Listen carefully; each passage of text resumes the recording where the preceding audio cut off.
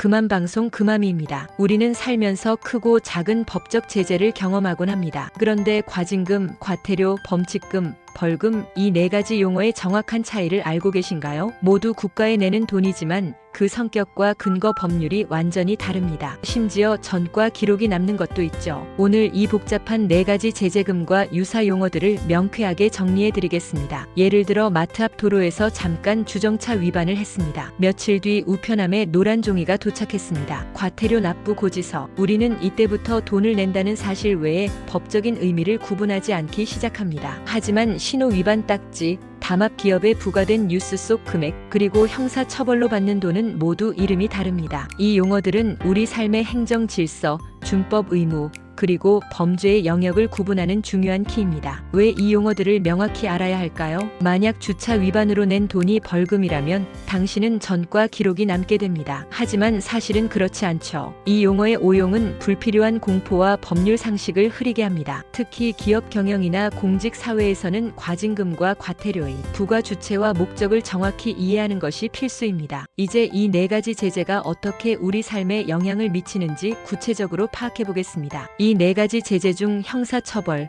즉 전과 기록이 남는 것은 단 하나, 바로 벌금입니다. 벌금은 법원의 판결로 정해지며 형법을 위반한 범죄에 대한 국가의 형벌입니다. 다음으로 과태료는 행정 질서 유지 목적이며 주정차 위반처럼 단순한 의무 불이행에 대해 행정청이 부과하는 비범죄 성격의 제재입니다. 이는 전과 기록이 남지 않습니다. 그럼 범칙금은 무엇일까요? 범칙금은 신호 위반처럼 경미한 범죄에 대해 경찰서장이 부과하는 것입니다. 이는 원래 형사처벌 대상이지만 경찰의 통고 처분을 받아 납부하면 형사 절차가 면제됩니다. 가장 규모가 큰 과징금은 기업이 담합 등으로 불법적인 경제 이득을 취했을 때 그 이익을 환수하고 행정 질서를 바로잡기 위해 공정위 같은 행정청이 부과하는 제재입니다. 기업의 도덕적 책임을 묻는 징벌적 성격이 있습니다. 자, 이제 네 가지는 명확해졌습니다. 그런데 이와 유사하게 국가가 부과하는 돈들이 더 있습니다. 바로 가산금, 부담금, 변상금 등입니다. 이들은 제재 목적보다는 의무 불이행에 대한 보전 성격이 강합니다. 예를 들어 세금을 늦게 내면 가산금이 붙고 신고 의무를 위반하면 가산세가 붙습니다. 이는 벌금처럼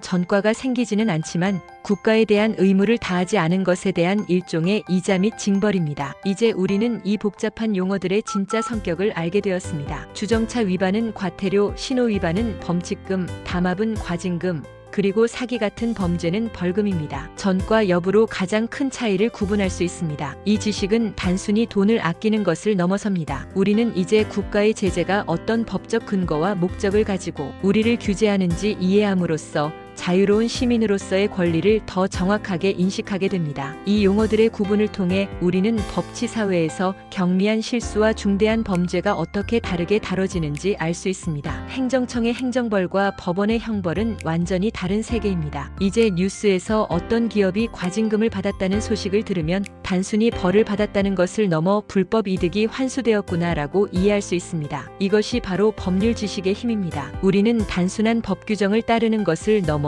법의 구조를 이해하는 현명한 시민이 되었습니다. 벌금, 과태료, 범칙금, 과징금 이 모든 이름은 우리 사회의 질서 유지와 정의 실현에 기여하고 있습니다. 이 지식을 통해 우리 모두 일상생활에서 불필요한 걱정을 줄이고 더 나은 준법 생활을 해나가시기를 기대할게요. 자, 그럼 다른 동화로 만나요. 안녕.